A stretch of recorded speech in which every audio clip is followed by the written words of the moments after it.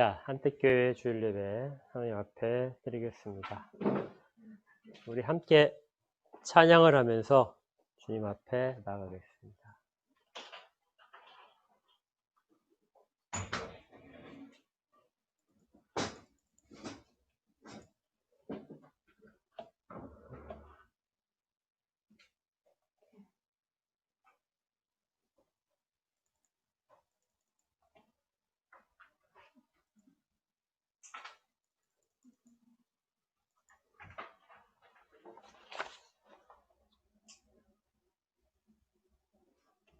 좀 안 넘어가네.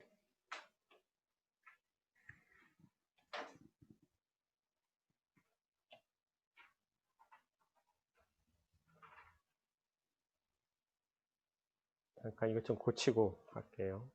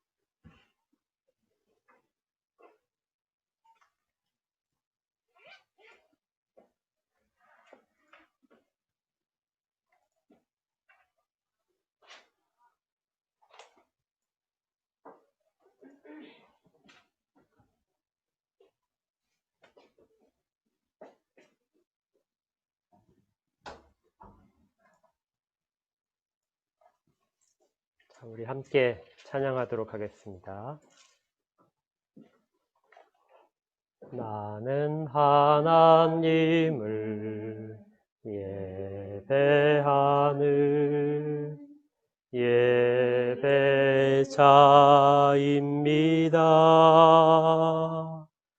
내가 서 있는 곳 어디서나 하나님을 예배합니다. 내 영혼 거룩한 은혜를 향하여 내 마음 완전한 하나님 향하여 이곳에서 바로 이 시간 하나님을 예배합니다. 우리 한 번 더 찬양합니다. 나는 하나님을 예배하는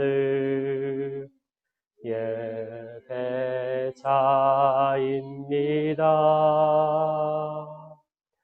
내가 서 있는 곳 어디서나 하나님을 예배합니다. 내 영혼 거룩한 은혜를 향하여 내 마음 완전한 하나님 향하여 이곳에서 바로 이 시간 하나님을 예배합니다. 네, 우리 함께 묵상 기도하심으로 주일 예배 하나님 앞에 나가겠습니다. 함께 기도합니다.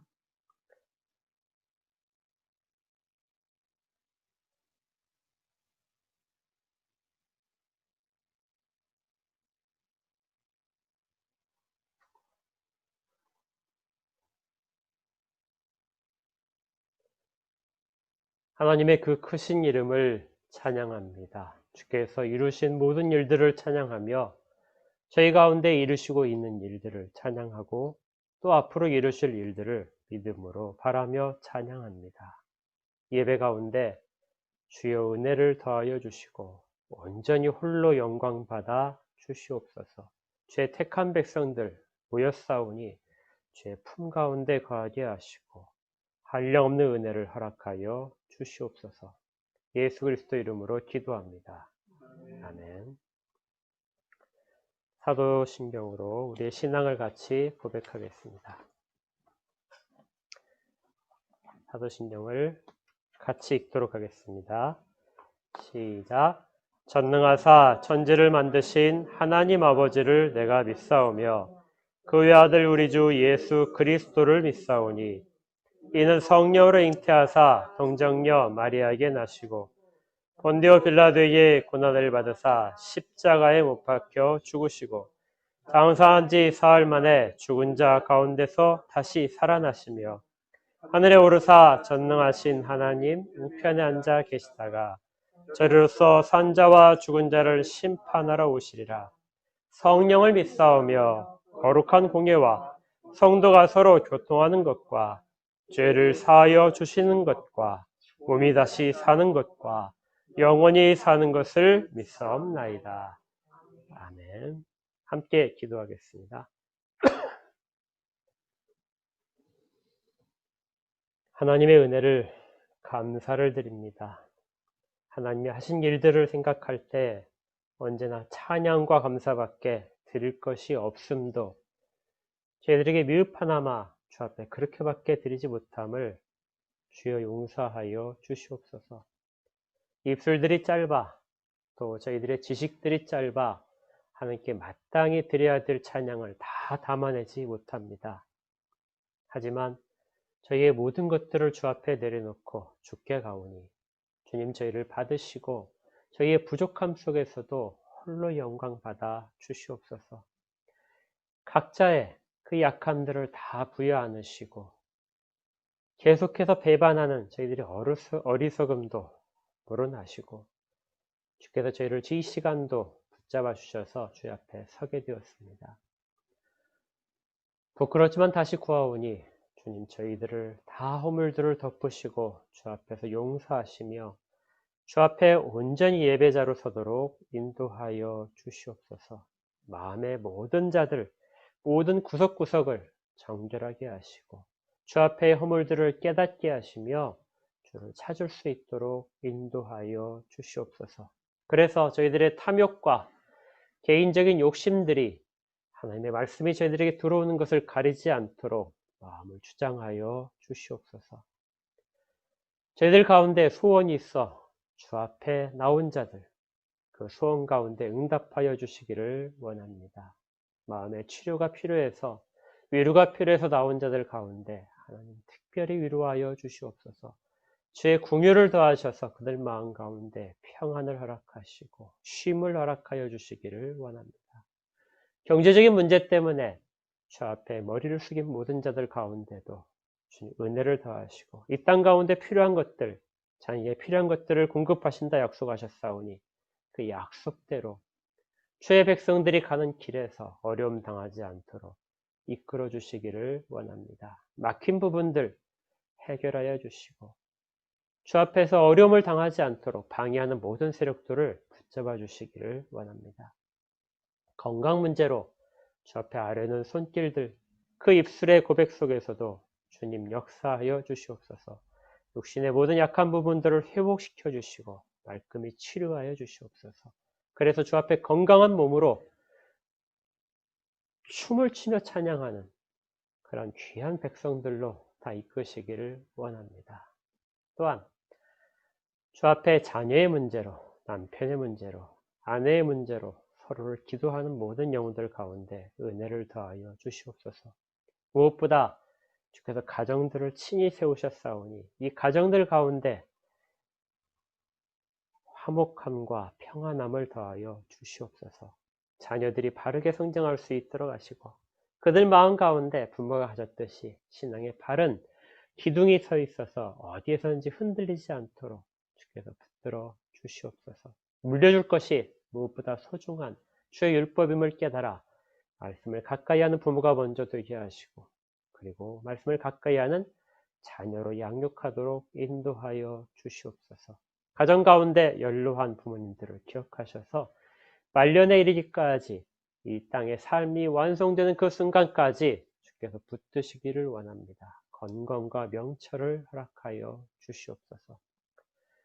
주여, 이 땅 가운데 코로나로 인한 어려움이 있사오니 위정자들에게 지혜를 더하시고 그들로 하여금 이 위기를 슬기롭게 극복할 수 있도록 방향들을 밝히 보여주시기를 원합니다. 행여라도 이 일들 가운데 주의 백성들이 핍박을 당하지 않도록 지켜주시옵소서.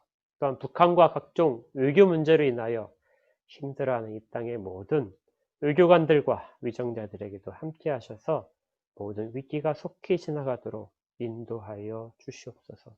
마음이 나누어져서 서로 미워하는 이 땅의 이 분열된 모습들 속에서 주여 회복이 일어나는 그 속에 그리스도인들이 있게 하여 주시기를 원합니다. 언제나 주 앞에서 주의 말씀을 두려워하는 모든 자들로 주님 이끌어 주시옵소서. 오늘도 주의 말씀을 받습니다. 말씀 가운데서 역사하여 주시고 저희 가운데 깨달음을 허락하시고 심령의 비 가운데 그 말씀들이 새겨져서 잊혀지지 않도록 인도하여 주시옵소서. 함께하지 못하고 각자의 처소에서 예배를 드리는 모든 자들에게도 같은 은혜를 더하셔서 그들이 한 마음으로 주 앞에 진정한 찬양의 자리에 함께 서도록 도와주시기를 원합니다. 이 땅의 교회들 가운데 특별한 은혜를 허락하여 주시옵소서. 이제 말씀을 받고자 합니다. 주의 말씀 가운데 전하는 자와 듣는 자들이 하나 되게 하시고 입술과 귀를 열으셔서 주의 명철만이 저희들의 이 모든 듣고 나누는 과정을 주장하여 주시옵소서. 온전히 주께서 지키실 것을 믿습니다. 예수 그리스도 이름으로 기도합니다. 아멘. 하나님의 말씀을 받도록 하겠습니다. 하나님의 말씀은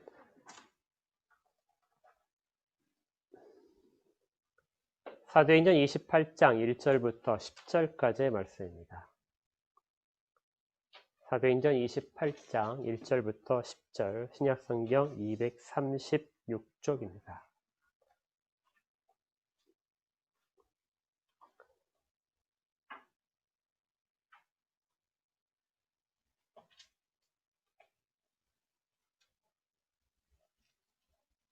제가 하나님 말씀을 받아 읽도록 하겠습니다.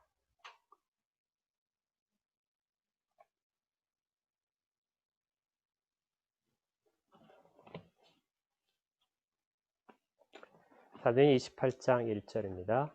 우리가 구조된 후에 안즉 그 섬은 멜리데라 하더라. 비가 오고 날이 참에 원주민들이 우리에게 특별한 동정을 하여 불을 피워 우리를 다 영접하더라. 바울이 나무 한 묶음을 거두어 불에 넣으니 뜨거움으로 말미암아 독사가 나와 그 손을 물고 있는지라. 원주민들이 이 짐승이 그 손에 매달려 있음을 보고 서로 말하되 진실로 이 사람은 살인한 자로다. 바다에서는 구조를 받았으나 공의가 그를 살지 못하게 함이로다 하더니 바울이 그 짐승을 불에 떨어버리매 조금도 상함이 없더라. 그들은 그가 붙든지 혹은 갑자기 쓰러져 죽을 줄로 기다렸다가 오래 기다려도 그에게 아무 이상이 없음을 보고 돌이켜 생각하여 말하되 그를 신이라 하더라.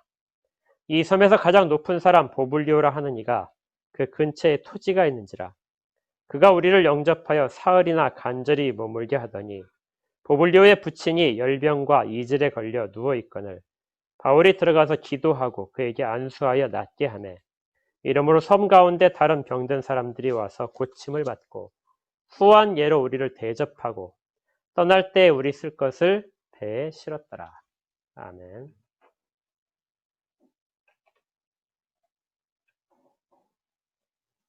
약간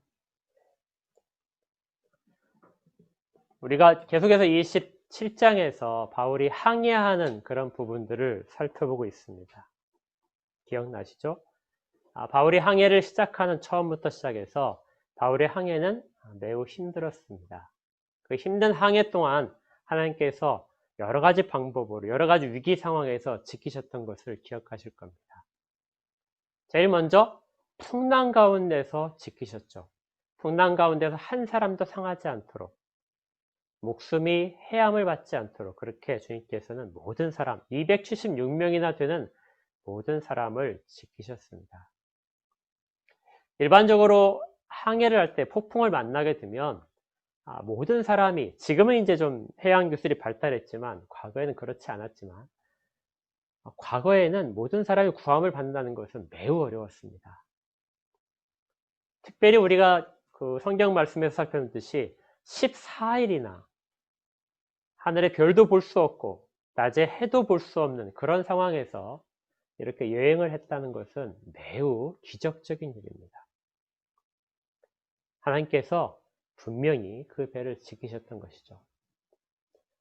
또한 선원들이 살 희망이 생기자 모든 사람을 버리고 탈출하려고 하는 그 순간에도 하나님께서는 바울을 통해서 모든 사람들을 지키셨습니다. 거기가 끝이 아니었죠. 이제 육지에 상륙하려고 보니까 죄인들이 도망갈까 봐 군인들이 죄인들을 다 죽이자 이렇게 했을 때, 그때 바울을 포함해서 다 죽임을 당할 위기 속에서도 하나님은 백부장을 통하여 바울과 모든 사람들을 구하셨습니다. 이렇게 힘든 상황 속에서 항해를 마쳐갈 때 배가 마지막으로 깨지게 되죠. 그래서 헤엄치거나 널판지를 잡고 모든 사람들이 그렇게 가야 했습니다. 다행히 276명 모두 다 섬에 상륙할 수 있었습니다. 바울이 상륙한 섬을 보게 되면요, 지금 여기에 나와 있는 이 지도가 우리 전에 봤던 지도였는데요, 14일 동안 바다에서 표류를 하다가 겨우 닿았던 섬, 이 섬의 이름이 멜리데입니다. 조그맣게 멜리데라는 섬 이름이 보이죠. 이 멜리데는 지중해 이탈리아 반도의 아주 아래쪽에 위치한 조그만 섬입니다. 지금 이름은 이제 몰타입니다. 몰타 공화국인가 이렇게 되어 있죠. 그래서 관광지로 꽤 유명한 곳인데요. 이 몰타에 배가 이제 좌초되면서 모두 상륙하게 됩니다. 위쪽에 보는 것이 이탈리아, 로마가 잘 끝에 있습니다. 제일 위쪽에. 그리고 그 밑에 있는 섬 하나가 시칠리아 섬, 우리가 시실리라고 하는 섬입니다. 거기로부터 아주 남쪽으로, 아프리카 쪽으로 치우쳐져 있는 조그마한 섬, 이것이 바로 멜리데죠. 근데 이 멜리데 섬은 지도를 보게 되면 이렇게 되어 있습니다. 지도에 보게 되면 이제 이 부분인데요. 이 부분에 쑥 들어간 부분 보이시죠? 여기가 바울만 이렇게 되어 있습니다. 쏙 들어간 부분을 만이라고 하는데 거기에 이 붙은 이름이 바울이에요. 바울입니다. 그러니까 바울이 이곳을 통해서 이 섬에 몰타, 멜리데 섬에 들어왔다. 그래서 거기를 바울만 이렇게 이름을 붙입니다. 그러니까 역사적인 장소죠. 또 다른 지도를 보게 되면요, 여기를 좀 확대해서 보게 되면, 이거 구글 지도인데요, 여기에 아까 봤던 만 끝에 조그마한 섬이 있습니다. 길다랗게 섬이 하나 있죠. 이 섬의 이름이 바울섬입니다. 그러니까 바울이 여기로 들어오다가 이 북쪽에서부터 들어왔어요. 들어오다가 이 섬 근처에서 배가 좌초를 한 것입니다. 두 불이 만난다는 것은 이 가운데 있는 섬과 그 더 큰 섬 사이에 이 조그마한 해협 비슷한 곳으로 물이 흐르고 있고, 그 다음에 이제 지중해 물이 만나는 곳이다. 이렇게 돼 있죠. 저곳에 바울이 상륙을 했습니다. 자, 이제 사진으로 보게 되면요, 지금 동그라미가 쳐져 있는 이게 섬인데, 여기 가운데 이 부분 보이시죠? 이 부분이 바울의 돌로 바울을 모습을 만들어서 세우는 곳입니다.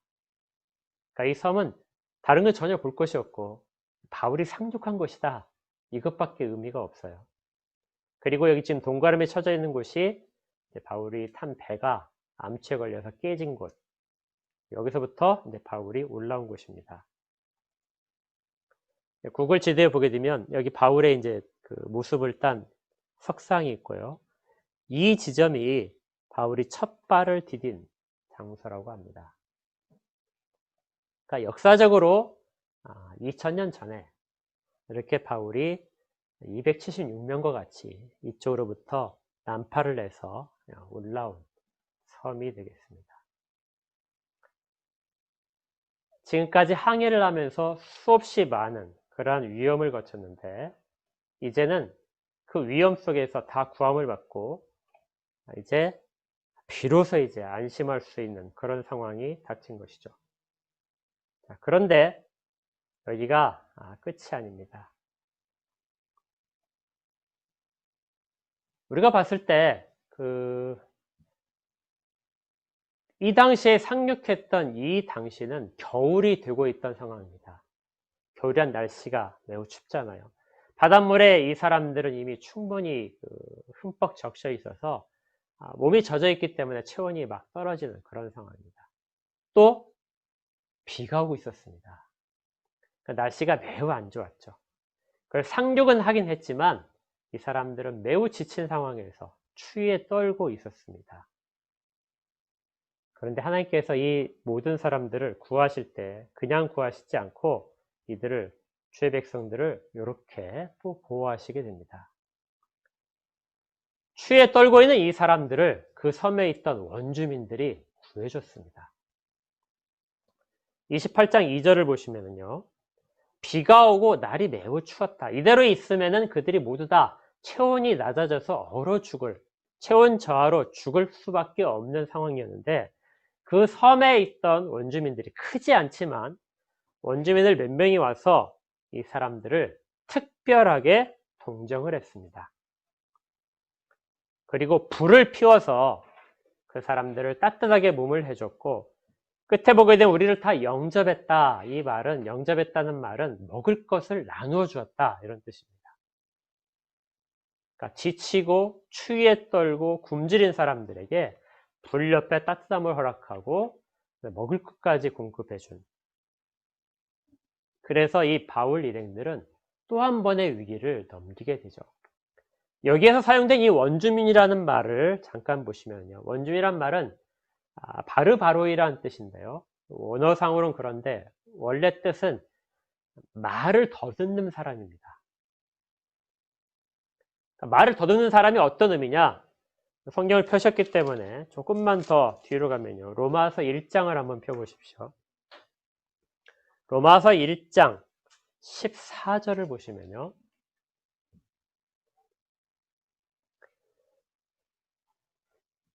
이렇게 기록되어 있습니다. 헬라인이나 야만인이나 지혜 있는 자나 어리석은 자에게 다 내가 빚진 자다. 거기에 야만인과 헬라인으로 구분이 되는데요. 당시에 그 지중해 근간에 있었던 사람들은 모든 사람들을 두 가지로 분류했습니다. 첫 번째는 헬라인이에요. 헬라 말을 할 수 있는 사람들. 이 사람들은 문명화된 사람들이고 지식인들입니다. 그리고 헬라인을 하지 못하는 사람들을 다 무엇이라고 그랬어요? 야만인. 이 야만인에 해당하는 것이 바로 바르바로이입니다. 그러니까 밑에 여러분들 혹시 성경에 각주가 있으시면 각주를 보시면 이렇게 되어 있어요. 헬라어를 사용하지 않는 사람. 그러니까 헬라어를 사용하는 사람과 헬라어를 사용하지 않는 사람으로 나눌 때 그 헬라어를 사용하지 않는 사람들 당시에 뭐라고 했다고요? 다 야만인이다, 원주민이다 이렇게 불렀단 말이죠. 그렇다면 이 바울이 섬에 상륙을 했을 때 그 섬에 있던 사람들하고는 대화가 잘 통하지 않았을 겁니다. 그 사람들 헬라어를 사용하지 않으니까요. 그래서 원주민이라는 특별한 이름을 붙였습니다. 여러분들이 옛날 성경을 보게 되면 토인이다 이렇게 돼 있어요. 그러니까 토인하게 되면 아프리카의 토인처럼 이렇게 생각하는데 그냥 원주민을 가리키는 말입니다. 말이 통하지 않기 때문에 그들과 대화를 통해서 어떤 사정을 이야기하지 않았는데도 그들은 이 좌초한 사람들에게, 난파한 사람들에게 매우 큰 호의를 베풀었습니다.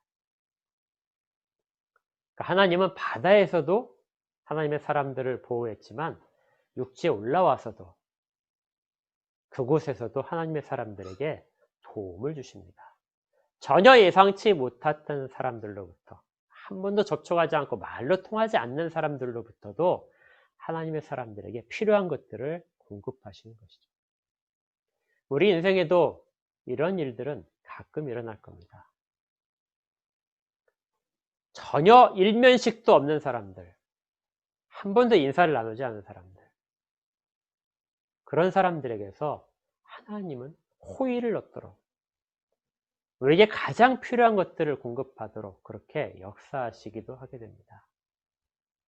하나님은 하나님의 사람들을 예측할 수 없는 방법으로 그렇게 보호하십니다. 이렇게 불을 피우고 음식을 먹다가 이제 불이 약간 약해지자 바울이 주변에 있던 나무를 가져다가 불 속에 집어넣기 위해서 집으로 갔습니다. 나무를 집어와서 나무 한 다발을 불 속에 넣으려고 했는데 이때 예상치 못한 일이 벌어지게 됩니다.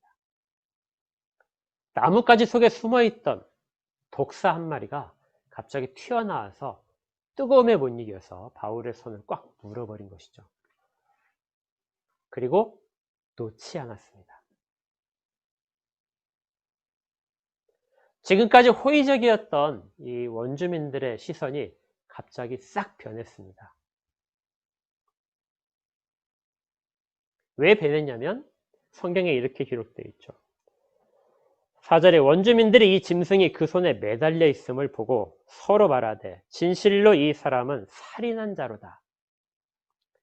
바다에서는 구조를 받았으나 공의가 그를 살지 못하게 함이로다. 일반적으로 바닷가에 가거나 선원들 사이에서는 미신이 굉장히 많습니다. 또 산간 오지에서도 미신은 굉장히 많죠. 그들에게는 두려워하는 대상들이 언제나 자연입니다. 산간 오지에서는 산 짐승이 두려움의 대상이죠. 또 하늘에 있는 별이나 달이나 해도 두려움의 대상 가운데 하나입니다. 바닷가에 가게 되면 바다가 두려움의 대상이죠. 그래서 선원들 사이에서는 부정한 사람이 배를 타게 되면 배가 침몰하게 된다 하는 이야기들이 항상 있습니다. 그래서 바다 신을 달래기 위해서 제사를 지내기도 하고 또 제물을 바치기도 하죠. 바울이 탄 배가 난파를 한 것은 이 섬 사람들이 볼 때에는 누군가가 죄인이 타고 있었다 이렇게 생각을 할 수 있었던 것이죠. 그런데 어떻게 해서 구사일생으로 살아났지만 그 위기는 첫 번째 견뎠지만 이제 그 살인자를 신이 벌하기 위해서 뱀을 보내서 살인자를 물게 했다. 거기에 특별하게 뭐라고 되어 있냐면요. 공의가 그를 살지 못하게 할 것이다. 살인자는 반드시 죽임을 당해야 되는데 그가 바다로부터는 살아났지만 이제 독사, 신의 대리자인 독사를 통해서 그의 모든 죄가 처벌받을 것이다. 이것이 원주민들이 갖고 있던 그런 미신이었습니다. 어떻게든지 정의는 살아있어야 된다. 그런데 그들이 생각한 방법은 그것이었죠. 신은 그런 식으로 일을 하게 된다. 그런데 바울이 그 뱀을 불에 떨궈 버립니다. 일반적으로 독사는 한번 물고 나서 바로 이렇게 떨어지는데 이 독사는 바울의 팔을 물고 계속해서 매달려 있었어요. 그래서 바울이 손을 불 위에서 털어버리니까 독사가 불 속에 떨어져 버렸습니다. 그러자 원주민들이 바울을 주시해서 봤습니다. 독사에 물렸으니까 저 사람의 팔이 부을 것이다. 그리고 잠시 후에 쓰러져서 죽게 될 것이다. 그런데 놀랍게도 바울에게는 아무 일도 일어나지 않았습니다. 원주민들이 매우 놀랐습니다. 분명히 독사가 자기들이 믿는 신의 대리자인 독사가 와서 물었는데 바울이 멀쩡하다. 자, 그렇다면 그들이 생각할 수 있는 것은 신의 심판을 넘어서는 사람, 신의 징벌을 이길 수 있는 사람, 신밖에 없다는 것이죠. 그래서 그들은 바울을 신이라고 했습니다. 말이 통하지 않는 상태에서 이렇게 일련에 일어난 이 초자연적인 사건은 바울을 신으로 섬기게 되는 그런 일이 발생하게 된 것이죠. 바울이 아마 말리고 싶었을 겁니다. 그런데 말이 통해야 말리죠.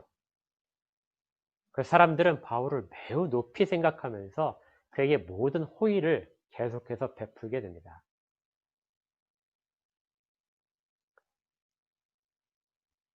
이 사람들의 미신, 바울이 살인자라고 생각했던 그 뱀에 물린 사건은 오히려 변해서 바울이 사람들로 하여금 존중을 받는 그런 일로 바뀌게 된 것이죠. 이 소문이 이제 섬 전체에 퍼져나갔습니다. 그러자 섬에 있는 촌장이 바울 일행을 초대하게 됩니다. 그리고 나서 3일 동안이나 그에게 친절하게 잔치를 베풀고 식사를 제공하게 됩니다. 이제 바울은 모든 피로, 그동안의 바다에서 그 힘들었던 모든 것들을 잊을 만큼 그렇게 다 회복되게 됩니다.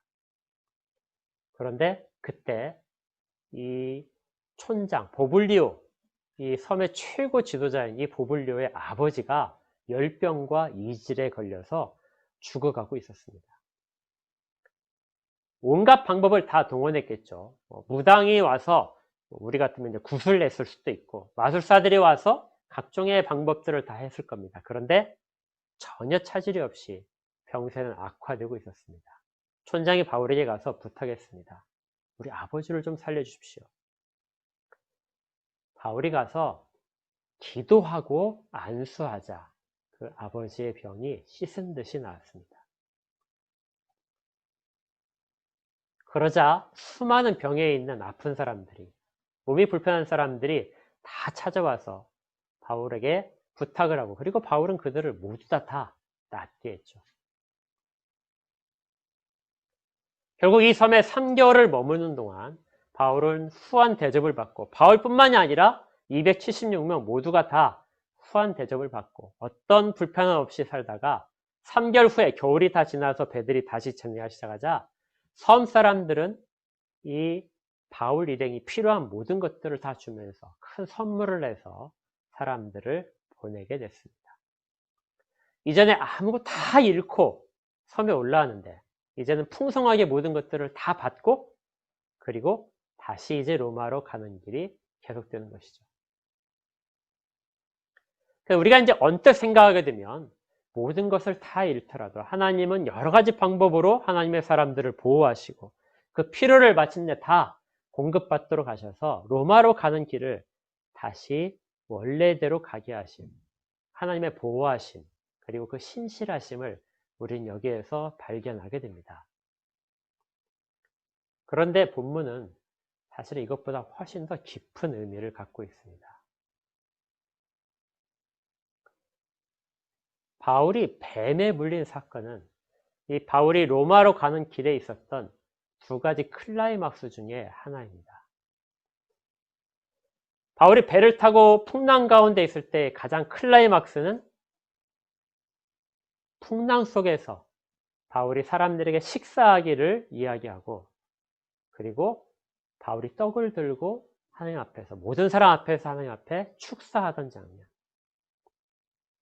그 장면이 이 항해 가운데 가장 클라이막스에 해당하고요. 배에서 내린 다음에 그 다음에 클라이막스는 바울이 뱀에 물리는 장면입니다. 여러분들이 잘 보시면 이전에 배를 탔을 때는 처음에 백부장과 선장, 선원들의 말이 그 배를 좌지우지했었죠. 모든 사람들은 그들의 명에 따라야 됐습니다. 그리고 나중에 마지막 부분까지 백부장의 지시가 모든 사람들의 갈 길을 이야기했었죠. 그런데 28장에 들어가게 되면 백부장의 지시는 전혀 나타나지 않습니다. 백부장이 모든 일의 결정권이 아니라 이 모든 일의 결정권은 바울에게 모두 다 가는 것이죠. 바울로 인해서 그 사람들이 원주민들로부터 호의를 받고 촌장으로부터 대접을 받고 떠날 때에는 필요한 모든 것들을 다 공급받는 일이 발생하게 됩니다. 그 모든 것들을 가능하게 한 것은 바울이 뱀에 물려서. 그렇죠? 바울이 뱀에 물린 사건은 굉장히 사실은 위기 상황이었습니다. 독사가 물었기 때문에 바울은 당연히 죽을 수밖에 없었겠죠. 그렇지만 바울에게는 아무 일도 일어나지 않았습니다.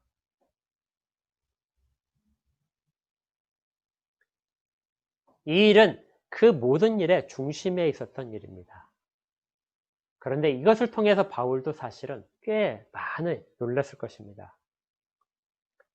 왜냐하면 주님께서 제자들에게 마지막에 당부하실 때 그때 하신 말씀 가운데 이 일이 있었기 때문이죠. 마가복음 16장에 보게 되면 이런 구절이 있습니다. 마가복음 16장 17절에 보면 믿는 자들에게는 이런 표적이 따르리니 곧 그들이 내 이름으로 귀신을 내쫓으며 새 방언을 말하며 뱀을 집어올리며 무슨 독을 마실지라도 해를 받지 아니하며 병든 사람에게 손을 얹은즉 나으리라 하시니라. 마가복음 16장 17절과 18절에는 이 말씀, 뱀을 집어올려도 독을 마셔도 해를 받지 않을 것이다. 병든 사람에게 손을 얹은즉 그들이 다 나으리라. 뱀을 짚고 독을 마신다는 이 부분은 단순히 그냥 찾아오는 박해와 우연한 그러한 사고들이 아니라 뱀이라고 상징되는 하나님 나라가 전파되는 것을 막는 그런 모든 자들에 대한 대책입니다.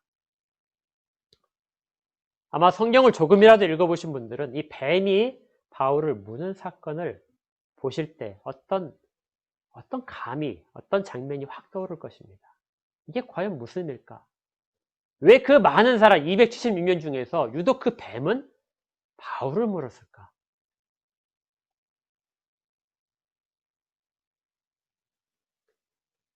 뱀은 창세기부터 요한계시록까지 하나님 백성에 대한 방해자입니다.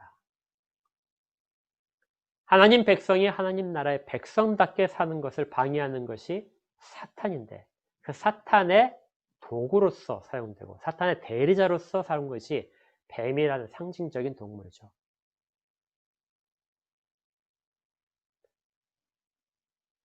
사탄은 하나님 나라의 복음이 전해지는 것에 대해서 어떻게든지 방해를 하려고 합니다. 그래서 사탄의 방해하는 공작 가운데 일어나는 부분이 바로 여기에 해당하죠. 유대인들 가운데는 아주 심한 욕 중에 하나가 독사의 자식이라는 것입니다. 기억나실 겁니다. 세례자 요한이 요단 강가에서 세례를 줄 때 바리새인과 서기관들이 찾아오게 되자 그들에게 독사의 자식들아 하고 욕을 했습니다. 독사란 말은 그처럼 유대인들에게는 정말 자기 친지, 정직한 사람, 공의로운 사람에게는 사용할 수 없는 단어입니다. 뱀과의 대립, 적대적인 관계, 하나님의 백성과 뱀의 대립은 바로 이 장면에서 다시 나타나는 것이죠. 그래서 이 부분은 사단이 복음이 전진하는 것, 하나님 나라가 로마까지 가는 것을 막기 위한 최후의 저항이었습니다. 뱀을 잘 보십시오. 뱀이 독사가 물고 나서 대롱대롱 매달려 있습니다. 아주 집요하게 하나님의 사람을 방해하고 매달리는 거죠. 그 이빨에는 독의 마지막까지도 바울에게 퍼붓고 있는 것입니다. 사단은 하나님의 사람들이 내가 이쯤 하면 됐지 해서 안전하고 안심할 때에도 숨어서 틈을 탑니다.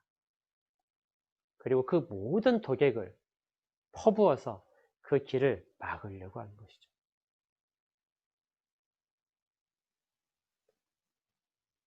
우리 가운데도 이러한 일들은 늘상 일어납니다.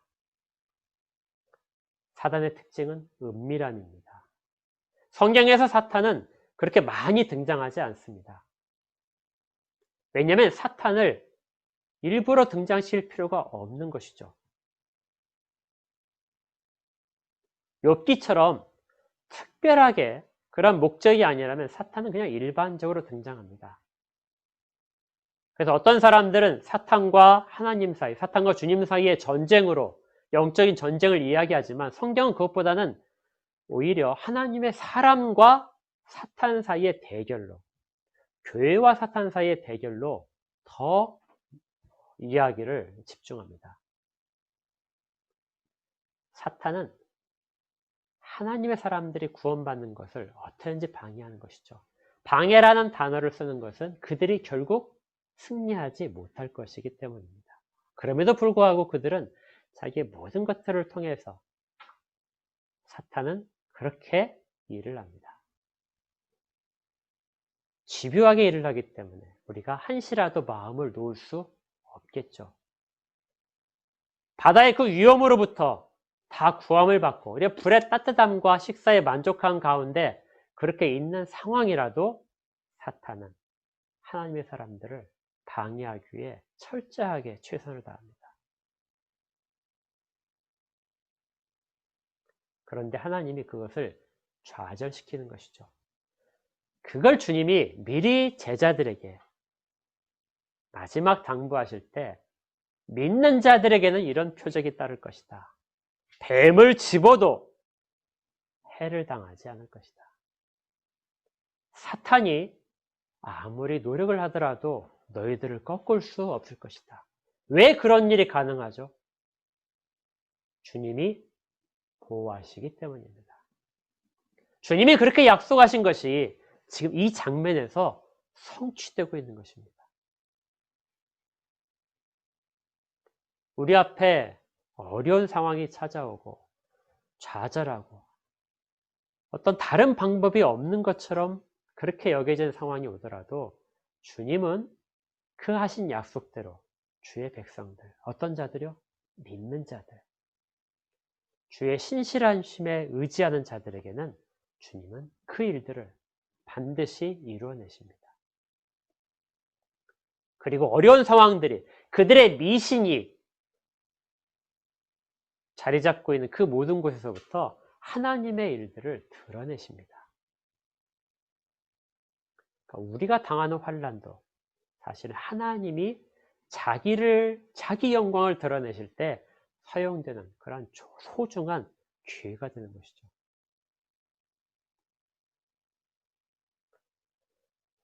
이 일은 또 그 지역에 그 자리 잡고 있는 아주 어두운 세력들에 대한 상징이기도 합니다. 그 지역에 미신으로 가득 찬 곳이죠. 그래서 그들이 뱀을 숭배하는 그런 사상이 있음을 여기서도 어느 정도 짐작할 수 있습니다. 그런데 그런 뱀에 물려도 뱀의 그 독에도 해를 당하지 않는 그러한 초자연적인 이적을 통하여 하나님은 바울이 하나님의 사람임을 사람들 가운데 드러내신 것이죠. 그리고 결과가 매우 놀랍게 일어납니다. 성경에는 기록되지 않았지만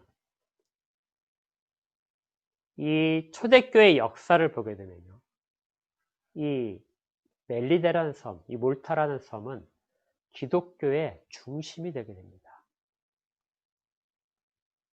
바울이 3개월 동안 머물러 있었는데요. 말이 통하지 않기 때문에 중간에 촌장 앞에 갔을 땐 통역이 있었을 것입니다. 그 바울이 3개월 동안 촌장의 옆에 머물게 되는데, 특별한 대접을방에서 머물 때 바울이 굴 속에서 매일같이 기도했다고 합니다.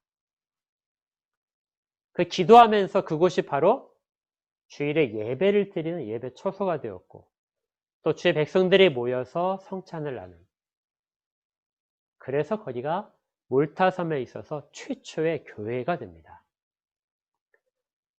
처음엔 장소가 좁았는데 조금씩 사람들이 모여들어서 그 섬에 있는 미신들이 다 극복되고 복음이 그 자리를 대신하게 됐죠. 여기에 가게 되면 또 다른 유적이 있다고 하는데, 이 유적이 뭐냐면 카타콤입니다. 들어보셨을까요? 카타콤은 지하에 있는 공동묘지입니다.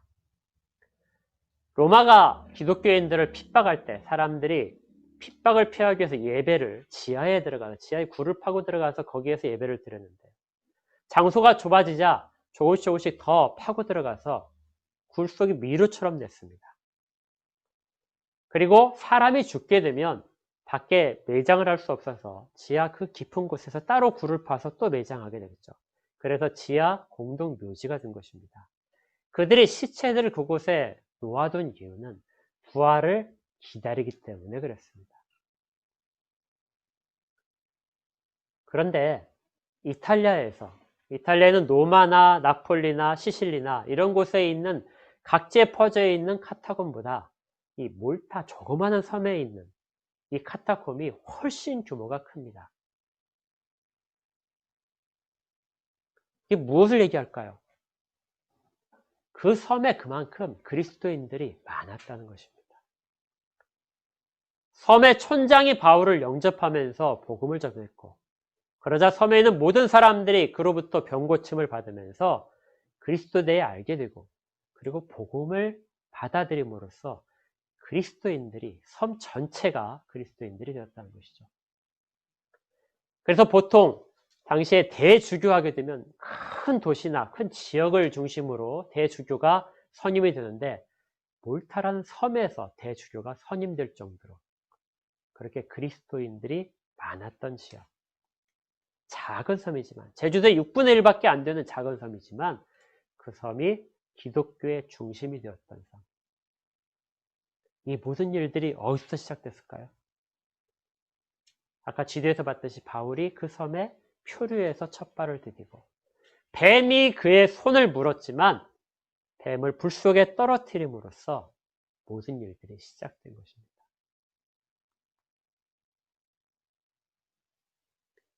이것은 매우 놀라운 일입니다. 바울이 지금 어디로 가고 있었죠? 바울의 머릿속에는 로마밖에 없었습니다. 어떻게든지 로마로 가야 된다.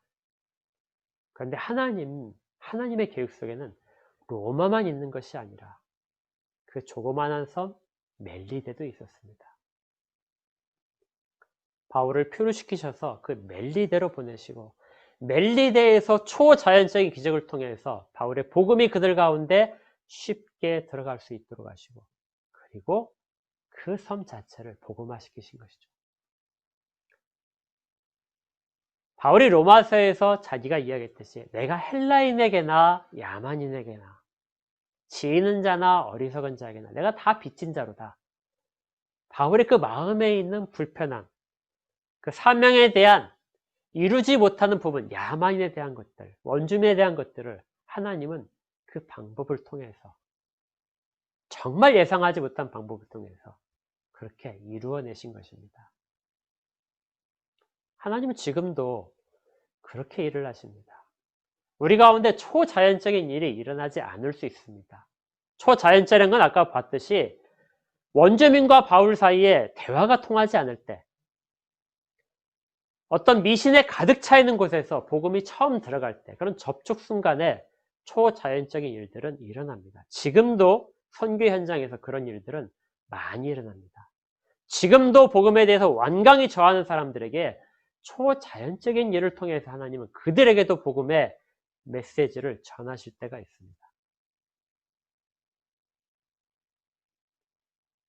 그런데 초자연적인 것으로 항상 일하는 건 아니죠. 다음 주에 보겠지만 로마에서 복음을 전할 때는 초자연적인 일들은 기록되어 있지 않습니다. 거기는 대화입니다. 그들 가운데 복음을 전하는 일들만 있습니다. 하나님은 다양한 방법을 사용하셔서 각자의 상황에 맞는 방법으로 이렇게 하나님을 드러내시는 것이죠. 어떻게 보게 되면 우리 가운데 초자연적인 일이 일어나기를 기다리고 있다는 것은 우리가 그만큼 복음에 대해서 무지한 상태라는 걸 드러내는 역설적인 그런 증명일 수도 있습니다.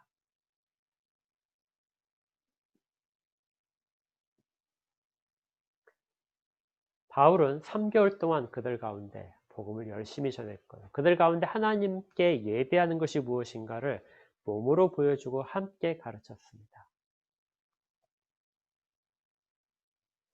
하나님은 이처럼 신실하신 분입니다. 그리고 그 신실함에 의지해서 바울도 신실했습니다. 그 결과가 사단의 일을 물리치고 그 지역을 복음화시키는 성공적인 결과로 나타나게 된 것이죠. 우리에게도 개인적으로도 그러한 일들은 일어납니다.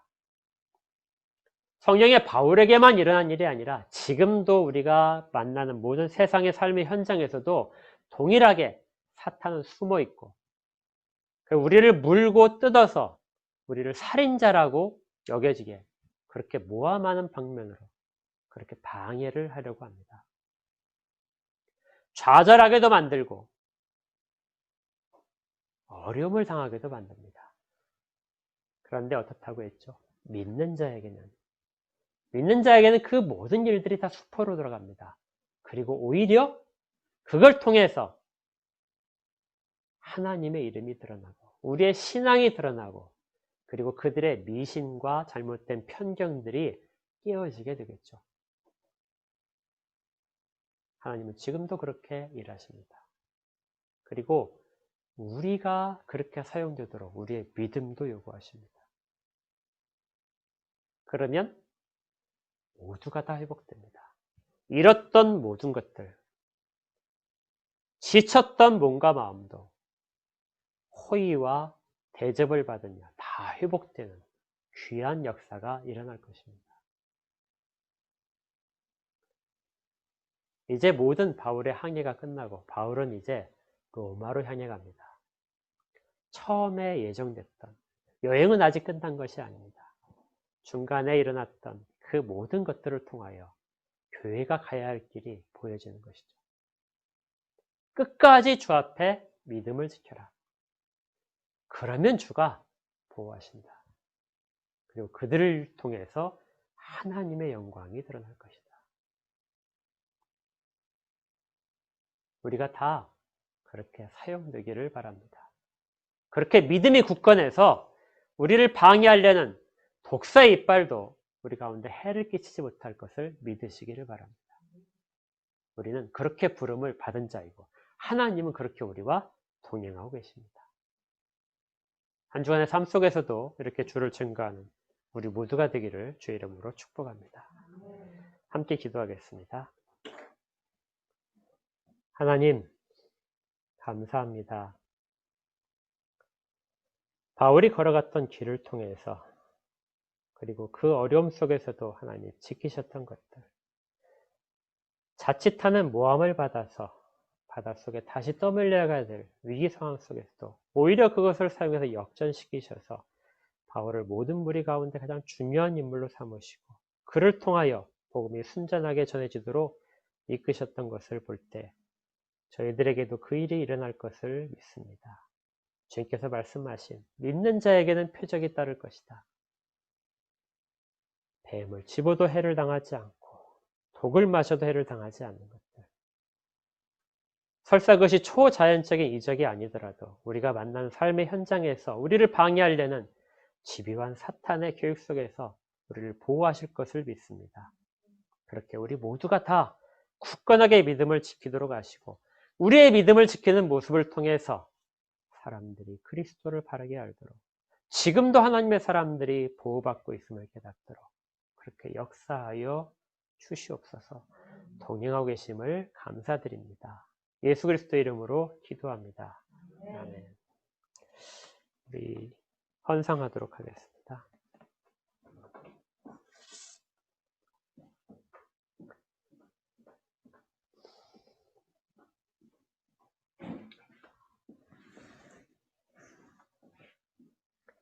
함께 기도합니다.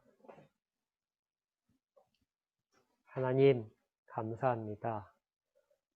저희가 아무것도 가지지 못한 상황에서도 낙심하지 않을 것은 잃어버린 모든 것들을 회복시켜주게 하시는 주님이기 때문에 그렇습니다. 더 큰 호의와 특별한 동정을 통해서 또 주가 주시는 그런 방법을 통해서 다 회복될 것을 믿습니다. 또 열심히 땀 흘려서 거두게 하심도 감사합니다. 땀 흘린 것들이 헛되지 않도록 지켜주시옵소서. 특별히 주의 백성들이 흘리는 땅 가운데 복을 허락하시고 그 땀이 흘려지는 모든 곳곳마다 생명이 살아나고 풍요로움이 일어나도록 인도하여 주시옵소서. 소원을 담고 주 앞에 드리는 모든 물질들마다 주께서 응답하시는 즉시 일어나는 기적들을 허용할 것을 믿습니다. 주께서 함께하여 주시고 보호하여 주시옵소서. 이제는 우리 구주 예수 그리스도의 은혜와 하나님 아버지의 크신 사랑하심과 성령님이 내주하시며 인도하시고 교통하시며 때에 따라 위로하시는 은혜가 모여 예배드린 모든 자들 가운데 한뜻 교회에 속해 있는 모든 자들 가운데 그리고 주의 이름을 부르며 주 앞에 믿음으로 서 있는 모든 자들 가운데 영원까지 함께 있을지어다. 아멘.